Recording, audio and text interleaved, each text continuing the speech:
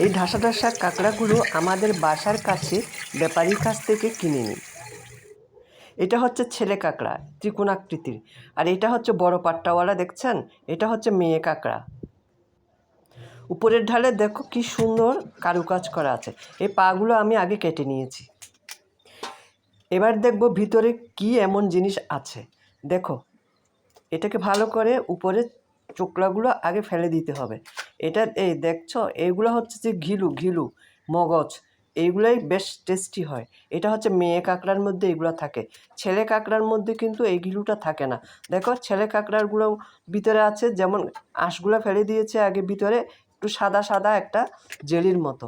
এগুলো মেয়ে, এই জেলি এবং এই ঘিলুগুলো আমি আলাদা করে রেখে দিয়েছি।